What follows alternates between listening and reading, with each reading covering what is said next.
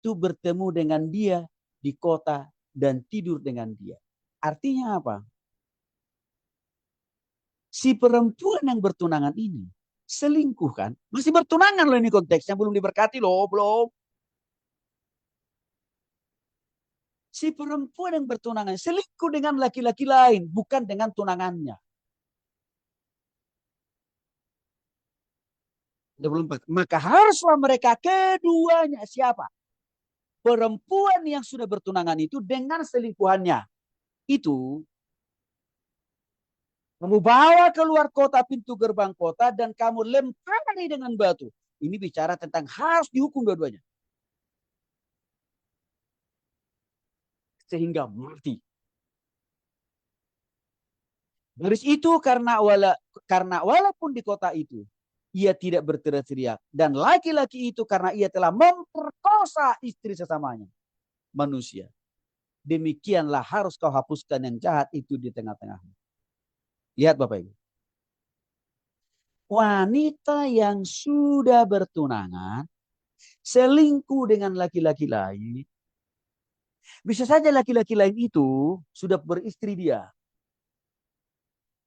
Oke. Solusinya, jalan keluarnya dikatakan di sini. Dihukum mereka berdua.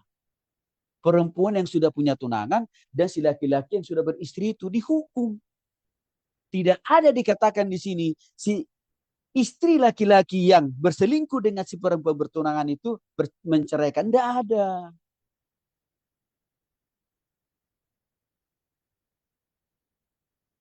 Hukuman kok. Bukan perceraian.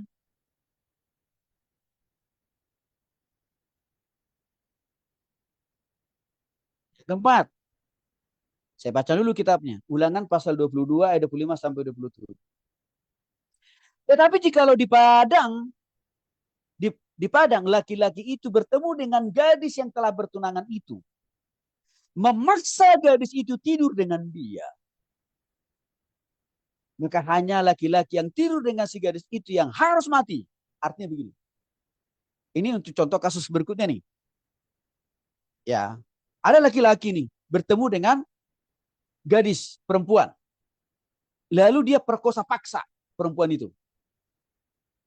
Si perempuan yang diperkosa paksa itu nggak boleh dihukum. Yang harus dihukum si laki-lakinya. Itu artinya ya, ayat 26. Tetapi gadis itu jangan kau apa-apakan. Gadis itu tidak ada dosanya yang sepadan dengan hukuman mati. Sebab perkara ini sama dengan perkara seorang yang menyerang sesama manusia dan membunuhnya. Itu jelas saya kira. Jadi wanita itu lepas dari hukuman dari sang siapapun. Karena memang ya bukan memberikan dirinya untuk diperkosa. Tapi dia dipaksa untuk diperkosa. Maka lagi-lagi itu harus dihukum. Dan ini juga sekarang sudah diatur dalam KUHP kita yang baru. Nanti akan ini juga akan saya hubungkan dengan undang-undang yang berlaku negara kita ini. Supaya kita makin paham betul. Yang ke-27, sebab laki-laki itu bertemu dengan dia di padang, walaupun gadis yang bertunangan itu berteriak-teriak, tetapi tidak ada yang datang menolong. Bapak Ibu, lagi-lagi rupanya perempuan ini juga yang diperkosa ini adalah perempuan yang bertunangan di atas tadi. Oke. Yang bertunangan di atas tadi loh ini. Tidak juga langsung Tuhan bilang, batalkan saja pernikahannya. Batalkan saja pertunangan mereka. Enggak. Sekalipun laki-laki perempuan itu karena diperkosa ya. Udah diperkosa oleh laki-laki lain. Tidak disuruh bubar. Tidak disuruh menggagalkan rencana pernikahan mereka dengan pasangan. Dalam pengertian lain. Tidak langsung udah cerai saja. Enggak. Tuhan bilang masih boleh kok diberkati. Masih boleh kok si perempuan itu dinikahi. Masih. Karena bukan dia yang salah. Jadi kita bersyukur nih. Kita ulangan. Memberikan pemahaman pengertian yang semuanya sangat sadis loh sebenarnya. Jelas tegas. Tentang jinah itu apa maksudnya. Maka saya katakan tadi, kenapa terjadi pemahaman dangkal. Minim sekali tentang kata jinah. Karena tidak memahami Alkitab secara komprehensif dan dalam. Yang kelima nih. Seorang laki-laki lajang yang memperkosa. Nah, contoh kali kelima nih. Seorang laki-laki yang memperkosa seorang wanita yang masih perawan dan belum bertunangan. Diperkosa si laki-laki lain. Kita lihat dulu, baca dulu ayatnya, ayat 28. Apabila seorang bertemu dengan seorang gadis yang masih perawan dan belum bertunangan. Oke, wanita ini belum punya calon lah istilahnya. Boro-boro punya tunangan. Lalu memaksa gadis itu tidur dengan dia dan keduanya kedapatan, ketahuan lah. Maka haruslah laki-laki yang sudah tidur dengan gadis itu memberikan 50 sikal. 50 sikal itu kalau kita rupiahkan sekarang sama dengan 285 rupiah. Ya, memberikan 50 sikal perak kepada ayah si gadis itu dan gadis itu haruslah menjadi istrinya. Nih lihat tuh Bapak Ibu. Sebab laki-laki telah memperkosa dia selama hidup dan tidak boleh laki-laki itu menyuruh dia pergi. Menarik banget. Ini kasusnya seorang gadis atau perempuan diperkosa oleh seorang pria. Pria itu harus kasih ganti rugi. 285 rupiah atau sama dengan 50 sikal. Tapi juga dia tetap harus menikahi perempuan itu. Sekali perempuan itu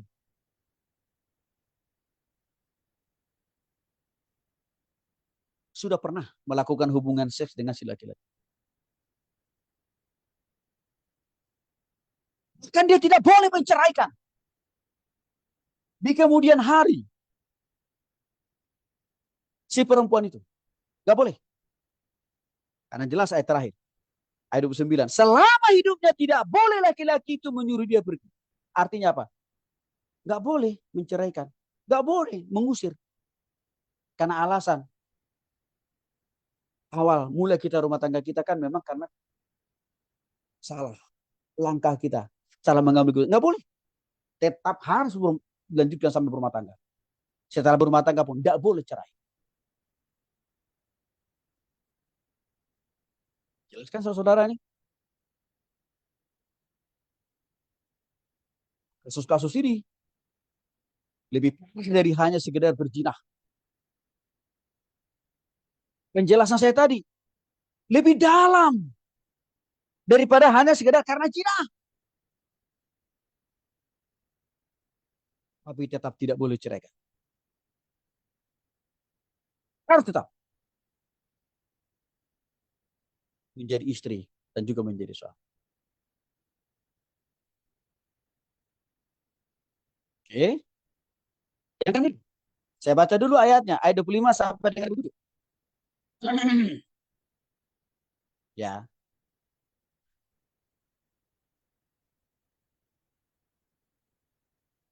Ya, ayat 30 maksud saya. Ayat 30. Ya, ayat 30 nih maksud saya Bapak Ibu. Ya, saya baca dulu buat kita. Ada seorang laki-laki janganlah mengambil istri. Nah, ini nih.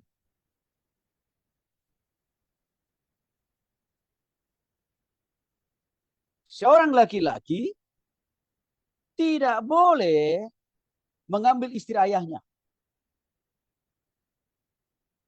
Apalagi menyingkapkan auratnya.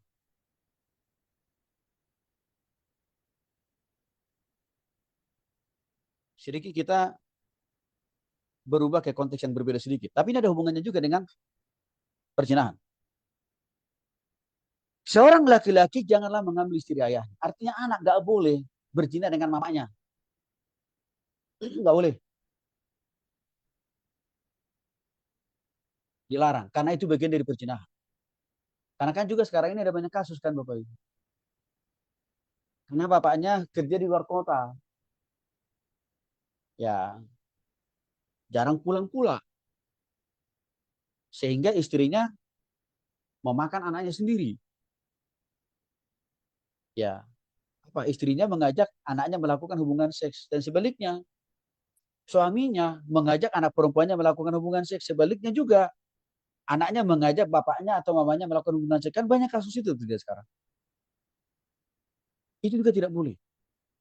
Karena itu bagian daripada perzinahan.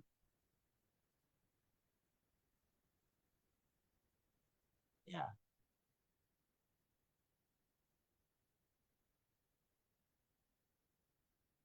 yang tidak boleh juga. Karena sudah sering berzina antara anak dengan mertua, ya, anak dengan orang tua, atau menantu dengan orang tua atau dengan mertua nggak boleh berzina atau juga tidak boleh menikah. Nah sekarang ini kasus-kasusnya seringkali justru apa? Boleh menikah. Apalagi dasarnya ya sudah meninggal istri si suami atau orang tua dari mertua perempuan dari perempuan itu, maka boleh menikahi mertuanya. Nggak boleh itu, nggak boleh. Tetap larang permantuan itu masih bagian dari perzinahan. Ya, jadi sekali lagi Bapak Ibu, diam-diam loh, ya, diam-diam ada sebagian besar orang-orang Kristen melakukan ini loh. Dan mereka rajin berdoa, rajin ibadah, bahkan malah menjadi pelayan Tuhan pula. Maka tugas kita harus memastikan itu jangan sampai terjadi hal seperti ini di tengah-tengah kehidupan jemaat kita, apalagi apa? Orang-orang melayani bersama dengan kita. Karena kenapa? Berkat Tuhan terhadap kita itu pasti bisa dipengaruhi, dihalangi oleh apa? Ada orang-orang di sekitar kita dalam pelayanan itu masih hidup di dalam dosa. Berkat Tuhan dalam sebuah keluarga itu bisa terhalang karena dalam keluarga itu masih ada orang-orang yang terjerembab dan hidup dalam dosa perzinahan. Entah suaminya, entah istrinya, entah anak-anaknya. Maka ini perlu diperhatikan Bapak Ibu. Kita mungkin pribadi sudah berusaha hidup taat dan kurus di hadapan Tuhan. Tapi kalau kita membiarkan, mengenyampingkan, ada orang-orang di rumah kita, sibuk dengan dosa perzinahan, sibuk dengan dosa perceraian, itu juga berpengaruh. Itu juga itu dosa-dosa mereka itu juga menghalangi berkat Tuhan untuk kita Bapak Ibu. Maka ini perlu kita pahami juga. Jadi jangan kita menganggap kalau kita seorang diri yang clear and clean dari dosa, ya pasti semuanya top.